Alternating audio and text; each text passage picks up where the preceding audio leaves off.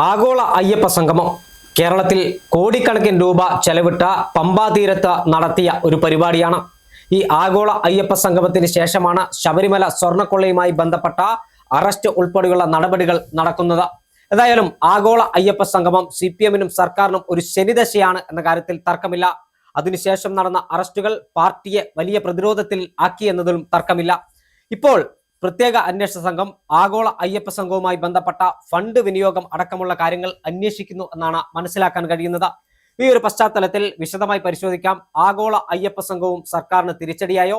പ്രത്യേക അന്വേഷണ സംഘത്തിന്റെ അന്വേഷണം വീണ്ടും തലവേദന സൃഷ്ടിക്കാൻ പോവുകയാണോ? CPM-നും തിരുവിതാംകൂർ ദേവസ്വം ബോർഡിനും നിയമസഭാ തെരഞ്ഞെടുപ്പ് പടിവാതിക്കൽ എത്തി നിൽക്കുന്ന പശ്ചാത്തലത്തിൽ ശബരിമല സ്വർണ്ണക്കൊള്ളയുമായി ബന്ധപ്പെട്ട വിഷയത്തിൽ ഇനി നിർണായക നീക്കം എന്താണ്? പ്രത്യേക അന്വേഷണ സംഘത്തിന്റെ ഒരു ഭാഗത്ത് അന്വേഷണ സംഘവും മറുഭാഗത്ത് എൻഫോഴ്സ്മെന്റ് ഡയറക്ടറേറ്റും അന്വേഷണം തുടരുമ്പോൾ ഈ വിഷയത്തിൽ സർക്കാർ പ്രതിരോധത്തിലാകുന്ന പശ്ചാത്തലമാണോ ഉള്ളത്? വിശദമായി പരിശോധിക്കാം.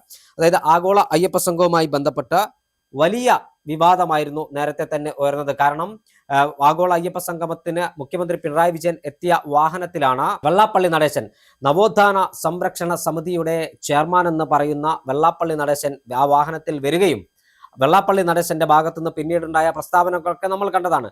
അതേ വേദിയിലാണ് ഉത്തർപ്രദേശ് മുഖ്യമന്ത്രി BJP നേതാവ് കൂടിയായ യോഗി ആദിത്യനാഥിന്റെ സന്ദേശം വലിയ ആവേശത്തോടുകൂടി കേരളത്തിന്റെ ദേവസ്വം വകുപ്പ് മന്ത്രി VN വാസവൻ വായിക്കുകയും ചെയ്തത്.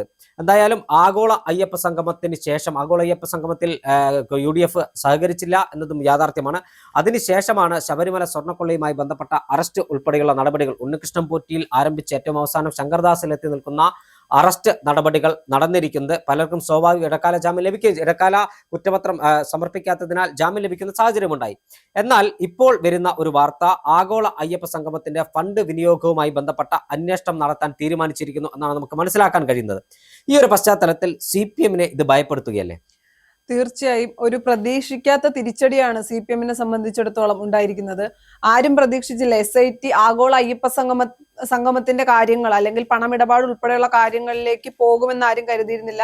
ശബരിമല സ്വർണ്ണക്കൊള്ളയിൽ തന്നെ CPM പൂർണ്ണമായി എന്ത് ചെയ്യണമെന്ന് അറിയാൻ കഴിയാത്ത അവസ്ഥയിൽ നിൽക്കുമ്പോഴാണ് അതിന് തൊട്ടു പിന്നാലെ ഇപ്പൊ ആഗോള അയ്യപ്പ സംഗമത്തിന്റെ കാര്യവുമായി വരുന്നത്. ആദ്യം മുതലേ ഹൈക്കോടതി പറഞ്ഞിരുന്നു ആഗോള അയ്യപ്പ സംഗമം നടത്തുന്നു എന്ന് പറഞ്ഞു സർക്കാരിന്റെയോ ദേവസ്വം ബോർഡിന്റെയോ ഒരു രൂപ പോലും എടുത്തുകൊണ്ട് ആഗോള അയ്യപ്പ സംഗമം നടത്താൻ പാടില്ല എന്ന് പറഞ്ഞപ്പോൾ CPM അല്ലെങ്കിൽ സർക്കാർ പറഞ്ഞിരുന്നത് സർക്കാരിന്റെയോ ദേവസ്വം ബോർഡിന്റെയോ പണമായിരിക്കില്ല എടുക്കുന്നത് അല്ലെങ്കിൽ ഉപയോഗിക്കുന്നത് സ്പോൺസർമാരുടെയാണെന്ന്. 3,40,00,000 രൂപയുടെ കാര്യത്തിൽ ഇപ്പോഴും സംശയമാണ്. അല്ലെങ്കിൽ അത് ബാധ്യതയായി വരുന്നത് ഈ പറയുന്ന പോലെ ദേവസ്വം ബോർഡിന്റെയോ സർക്കാരിന്റെയോ മണ്ടയ്ക്കാണോ എന്നൊരു ചോദ്യമുണ്ട്.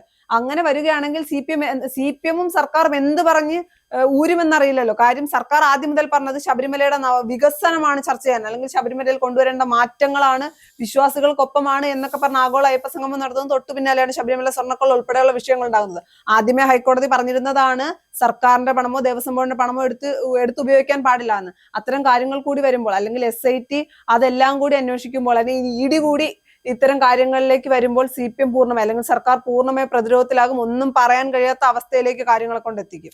തീർച്ചയായും SIT-യുടെ അന്വേഷണം ഈ പരിധിയിൽ വരുന്ന ഒരു പശ്ചാത്തലത്തിൽ, അതായത് ആഗോള അയ്യപ്പ സംഗമത്തെ കുറിച്ച് SIT അന്വേഷണം നടത്തുന്ന പശ്ചാത്തലത്തിൽ സർക്കാരിനെ പ്രതിരോധത്തിലാക്കുമെന്ന കാര്യത്തിൽ തർക്കമില്ല. അത് മാത്രമല്ല, ശബരിമല സ്വർണ്ണക്കൊള്ളയുമായി ബന്ധപ്പെട്ട് പ്രത്യേക അന്വേഷണ സംഘത്തിന്റെ അന്വേഷണത്തിന് സമാന്തരമായി ED കൂടി ഈ കേസ് അന്വേഷണം നടത്തുന്നതാണ് CPM-നെയും സർക്കാരിനെയും ഏറെ അലോസരപ്പെടുത്തുന്ന കാര്യം. മറ്റൊരു പ്രധാനപ്പെട്ട കാര്യമുള്ളത്, ഈ പ്രത്യേക അന്വേഷണ സംഘത്തിന്റെ അന്വേഷണം ഇപ്പോൾ ആഗോള അയ്യപ്പ സംഗമത്തിലേക്ക് കടന്ന പശ്ചാത്തലത്തിൽ ആഗോള അയ്യപ്പ സംഗമം നടക്കുമ്പോൾ തിരുവിതാംകൂർ ദേവസ്വം ബോർഡിന്റെ പ്രസിഡന്റ് PS പ്രശാന്ത് ആയിരുന്നു. PS പ്രശാന്തിനെ ശബരിമല സ്വർണ്ണക്കൊള്ളയുമായി ബന്ധപ്പെട്ട് നേരത്തെ SIT ചോദ്യം ചെയ്തതാണ്. PS പ്രശാന്ത് ഇക്കാര്യത്തിൽ ഇനി കൂടുതൽ വ്യക്തത വരുത്തേണ്ട സാഹചര്യമാണുള്ളത്. കാരണം ആഗോള അയ്യപ്പ സംഗമത്തിന്റെ ഫണ്ട് വിനിയോഗവുമായി ബന്ധപ്പെട്ട് വ്യക്തമായി കാര്യങ്ങൾ പറയേണ്ട സാഹചര്യത്തിലേക്കാണ് പ്രശാന്തും എത്തിയിരിക്കുന്നത്. പക്ഷെ നിലവിൽ പ്രശാന്ത് പറയുന്നുണ്ടല്ലോ, സ്പോൺസർമാരുടെ കയ്യിൽ നിന്ന് പിരിച്ചെടുത്ത പണവുമായി നോക്കുമ്പോൾ ഈ പറയുന്ന പോലെ സർക്കാരിന്റെ പേരിലോ അല്ലെങ്കിൽ ദേവസ്വം വകുപ്പിന്റെ മുകളിലോ യാതൊരു തരത്തിലുള്ള ബാധ്യതയും ഉണ്ടാകില്ല എന്ന്. പക്ഷെ അത് തെളിയിക്കുക കൂടി വേണ്ട. തീർച്ചയായും അത് അന്വേഷണ സംഘത്തിന് മുൻപിൽ തെളിയിക്കേണ്ട ഒരു സാഹചര്യമാണുള്ളത്. ആ ഒരു പശ്ചാത്തലത്തിലാണ് ഇപ്പോൾ ദേവസ്വം ബോർഡ് കൂടുതൽ പ്രതിരോധത്തിലായിരിക്കുന്നത് എന്ന കാര്യത്തിൽ തർക്കമില്ല. കാരണം ആഗോള അയ്യപ്പ സംഗമത്തിൽ വലിയ പ്രതിനിധികളെ പ്രതീക്ഷിച്ചെങ്കിലും പ്രതീക്ഷിച്ച പ്രതിനിധികൾ സംഗമത്തിന് എത്തിയില്ല എന്നൊരു യാഥാർത്ഥ്യമാണ്. എന്താണ്, സർക്കാർ സമ്മതിച്ചില്ലെങ്കിലും ആഗോള അയ്യപ്പ സംഗമം പരാജയമായിരുന്നെന്ന് കേരളത്തിലെ പൊതുസമൂഹത്തിന് അറിയാലോ. തീർച്ചയായും സർക്കാർ ക്ഷണിച്ച ആളുകൾ പോലും എത്താത്ത ഒരു പരിപാടിയായിരുന്നു ആഗോള അയ്യപ്പ സംഗമം.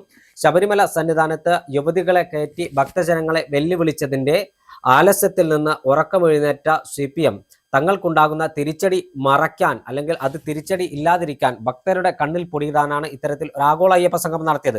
അത് CPM വിചാരിച്ചത്ര ഗുണം ചെയ്തില്ല എന്ന് മാത്രമല്ല, CPM-നെ തിരിഞ്ഞുകുത്തുകയായിരുന്നു ചെയ്തത്. ആഗോള അയ്യപ്പ സംഗമത്തിന്റെ പേരിൽ നടത്തിയ പണപ്പിരിവും ക്രമക്കേടുകളും അന്വേഷണ സംഘത്തിന്റെ അന്വേഷണ പരിധിയിൽ വരുമ്പോൾ ഏതെങ്കിലും തരത്തിൽ വെട്ടിപ്പോ തട്ടിപ്പോ നടത്തിയിട്ടുണ്ടെങ്കിൽ അത് പാർട്ടിക്ക് വലിയ തിരിച്ചടിയാകും. അല്ലെങ്കിൽ CPM-ന്റെ നേതൃത്വത്തിലുണ്ടായിരുന്ന PS പ്രശാന്തിന്റെ നേതൃത്വത്തിലുണ്ടായിരുന്ന തിരുവിതാംകൂർ ദേവസ്വം ബോർഡിന്റെ ഭരണസമിതിയാണ് ഇക്കാര്യത്തിൽ മറുപടി പറയേണ്ടി വരുന്ന സാഹചര്യമുള്ളത്. അതോടൊപ്പം തന്നെ ആഗോള അയ്യപ്പ സംഗമത്തിന്റെ SIT അന്വേഷണം തുടങ്ങിയ പശ്ചാത്തലത്തിൽ ഇത് സാമ്പത്തിക ക്രമക്കേടുമായി ബന്ധപ്പെട്ട കാര്യങ്ങൾ ED-ക്കും അന്വേഷിക്കാം. ഒരു ഭാഗത്ത് SIT-യും മറുഭാഗത്ത് ED-യും വരിയും മുറുക്കുന്ന പശ്ചാത്തലത്തിൽ ദേവസ്വം ബോർഡും അതോടൊപ്പം തന്നെ സർക്കാരും ദേവസ്വം വകുപ്പും ഒരേപോലെ പ്രതിരോധത്തിലാകുന്ന ഒരു കാഴ്ച തന്നെയാണ് നമുക്ക് കാണാൻ കഴിയുന്നത്. അതുമാത്രമല്ല, സ്വർണ്ണക്കൊള്ളയുമായി ബന്ധപ്പെട്ട ആർക്കും മുൻകൂർ ജാമ്യം നൽകില്ലെന്ന് സുപ്രീം കോടതി ഇപ്പോൾ വ്യക്തമാക്കുന്ന ഒരു സാഹചര്യമുണ്ട്. അവിടെ ഇപ്പോൾ CPM-ന്റെ നേതാക്കന്മാർക്ക്, ജയിലിൽ കഴിയുന്ന നേതാക്കന്മാർക്ക് ആകെയുള്ള ആശ്വാസം ഇടക്കാല കുറ്റപത്രം നൽകാത്തത് മാത്രമാണ്. ഇടക്കാല കുറ്റപത്രം നൽകാത്ത പശ്ചാത്തലത്തിൽ എന്ത് വന്നാലും ഇനി CPM എന്ത് ചെയ്യുമെന്ന ഒരു ഭയം CPM-നെ മുന്നോട്ട് നയിക്കുകയാണ്. ചേട്ടാ, പക്ഷെ മറ്റൊരു ചോദ്യം ഉണ്ടല്ലോ, എന്തുകൊണ്ടാണ് ഇടക്കാല കുറ്റപത്രം നൽകാത്തത്? ഇടക്കാല കുറ്റപത്രം നൽകാത്തതിന്റെ കാരണം ഞാൻ മനസ്സിലാക്കുന്നത് ഒന്ന് മാത്രമാണ്. കേരളത്തിലെ പ്രതിപക്ഷം പറയുന്നത് പോലെ CPM നേതാക്കന്മാർ, ജയിലിൽ കഴിയുന്ന CPM നേതാക്കന്മാർക്ക് 90 ദിവസം കഴിഞ്ഞാൽ സ്വാഭാവിക ജാമ്യം ലഭിക്കും. ആ സ്വാഭാവിക ജാമ്യം ലഭിക്കുന്നതിന് വേണ്ടി മനഃപൂർവ്വം കുറ്റപത്രം നൽകുന്നത് വൈകിപ്പിക്കുകയാണ് എന്ന കാര്യത്തിൽ തർക്കമില്ല. അത് തന്നെയാണ് ഇപ്പോൾ വാസു പുറത്തിറങ്ങിയിരിക്കുന്നു, നേരത്തെ മുരാരി പുറത്തിറങ്ങിയിരിക്കുന്നു, അതിനു മുമ്പ് ഉണ്ണികൃഷ്ണൻ പോറ്റി പുറത്തിറങ്ങുന്നു. ഇനി പത്മകുമാറിനെ പോലെയുള്ള CPM നേതാക്കന്മാർക്ക് കുറ്റപത്രം സമർപ്പിക്കാത്ത പശ്ചാത്തലത്തിൽ പുറത്തിറങ്ങാൻ കഴിയും. അത് തന്നെയാണ് CPM ലക്ഷ്യം വെക്കുന്നത്. അപ്പൊ മറ്റൊരു ചോദ്യമില്ലേ, SIT സത്യത്തിൽ ആർക്കൊപ്പമാണ്? ഹൈക്കോടതി പറയുമ്പോൾ അല്ലെങ്കിൽ സർക്കാരിനെ സംരക്ഷിക്കുന്ന നിലപാടാണോ SIT എടുക്കുന്നത്, അതോ ഈ സത്യത്തിനൊപ്പമാണോ SIT നിൽക്കുന്നത് ഒരു ചോദ്യം? തീർച്ചയായും അച്ചോദ്യത്തിന് വ്യക്തത വരുത്തേണ്ടത് കേരളം ഭരിക്കുന്ന ആഭ്യന്തര വകുപ്പ് മന്ത്രി, കേരളത്തിന്റെ മുഖ്യമന്ത്രി കൂടിയായ പിണറായി വിജയനാണ്. ശബരിമലയിലെ സ്വർണം കട്ട കള്ളന്മാർക്ക് ഇടക്കാല ജാമ്യം ലഭിക്കാൻ അവസരം ഒരുക്കി കൊടുക്കുന്നതാണോ സർക്കാരിന്റെ പ്രഖ്യാപിത നയം, അല്ലെങ്കിൽ ശബരിമല അയ്യപ്പന്റെ സ്വർണം കട്ട കള്ളന്മാരെ കയ്യാമം വെച്ച് കൽത്തുറങ്കിൽ അടയ്ക്കുന്നതാണോ സർക്കാരിന്റെ നയമെന്ന കാര്യത്തിൽ വ്യക്തത വരുത്തേണ്ടത് കേരളത്തിന്റെ ആഭ്യന്തര വകുപ്പ് മന്ത്രിയാണ്. നിർഭാഗ്യവശാൽ ശബരിമല സ്വർണ്ണക്കൊള്ളയുമായി ബന്ധപ്പെട്ട് ഇപ്പോൾ ജയിലിൽ പോയ നേതാക്കന്മാരെ സംരക്ഷിക്കാനുള്ള നീക്കമാണ് ആഭ്യന്തര വകുപ്പിന്റെ ഭാഗത്തു നിന്നുണ്ടാകുന്നത്. പക്ഷേ ഇതിനെല്ലാം കനത്ത വില നൽകേണ്ടി വരുന്നത് പടിവാതിക്കൽ കാത്തു നിൽക്കുന്ന നിയമസഭാ തെരഞ്ഞെടുപ്പിലാണ്. കേരളത്തിലെ പ്രബുദ്ധരായ വോട്ടർമാർ ശബരിമല സ്വർണ്ണക്കൊള്ള ഉൾപ്പെടെയുള്ളവയെ കുറിച്ച് വ്യക്തമായി ചിന്തിച്ചതിന് ശേഷം മാത്രമേ പോളിംഗ് ബൂത്തിലെത്തി തങ്ങളുടെ സമ്മതിദാനാവകാശം വിനിയോഗിക്കൂ. ശബരിമലയുമായി ബന്ധപ്പെട്ട ഒരു പാരഡി ഗാനത്തിന്റെ മാത്രം പേരിലാണ് CPM-ന് തദ്ദേശ സ്വയംഭരണ സ്ഥാപനങ്ങളൊക്കെയാണ് തെരഞ്ഞെടുപ്പിൽ വലിയ തിരിച്ചടി നേരിട്ടതെന്ന് CPM-കാർ തന്നെ വിലയിരുത്തുന്ന പശ്ചാത്തലമാണ് കേരളത്തിലുള്ളത്.